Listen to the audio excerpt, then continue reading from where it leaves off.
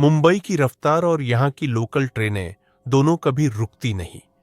लेकिन क्या आपने कभी सोचा है कि रात के आखिरी लोकल में कौन कौन सफर करता है? चर्च गेट से चलने वाली उस आखिरी लोकल में जो हुआ, वो सिर्फ एक सफर नहीं था, वो एक भयानक याद बन गया। मेरे साथ जो हुआ, शायद आप यकीन भी ना कर पाए।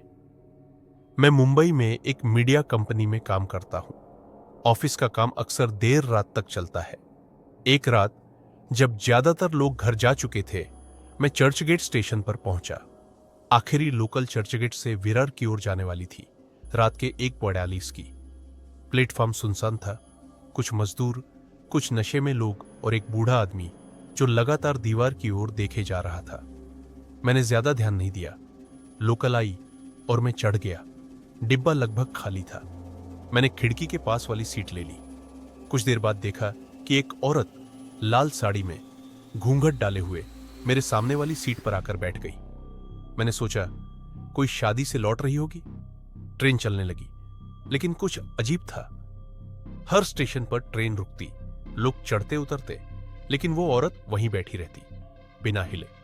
मैंने गौर किया कि उसकी परछाई नहीं पड़ रही थी और ना ही उसने एक बार भी अपनी आंखें उठाई। अंधेरी स्टेशन पर जब ट्रेन रुकी तो सभी लोग उतर गए। सिर्फ मैं और वो औरत बचे। अब ट्रेन विरार की तरफ बढ़ रही थी और डिब्बे में सन्नाटा था। लाइट्स हल्की हल्की झपकने लगी।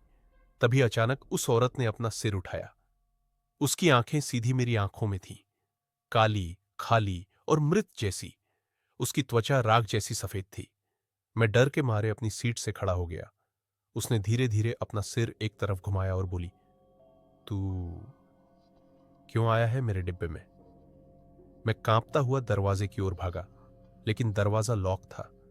ट्रेन की स्पीड बढ़ती जा रही थी। तभी एक हाथ मेरे कंधे पर पड़ा। वो वही बूढ़ा आदमी था जो प्लेटफॉर्म पर था। उसने कहा, तू बच सकता है अगर अब भी मेरी बात माने।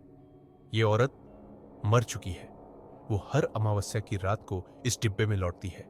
जिसने भी इसे देखा है वो दोबारा घर नहीं लौटा। मैं हैरान था। आप यहां कैसे पहुंचे? बूढ़ा बोला, मैं इसे रोकने की कोशिश करता हूं, लेकिन हर साल कोई ना कोई इसका शिकार बन ही जाता है। औरत अब खड़ी हो चुकी थी। उसकी चाल सीधी नहीं थी, ऐसे जैसे पैरों में हड्डियां ही ना हो। उसने मुझे देखकर चीख मारी, कानों को चीर देने वाली आवाज। बूढ़ा आदमी मंत्र पढ़ने लगा और उसके हाथ में एक नींबू मिर्ची वाला तावीज था।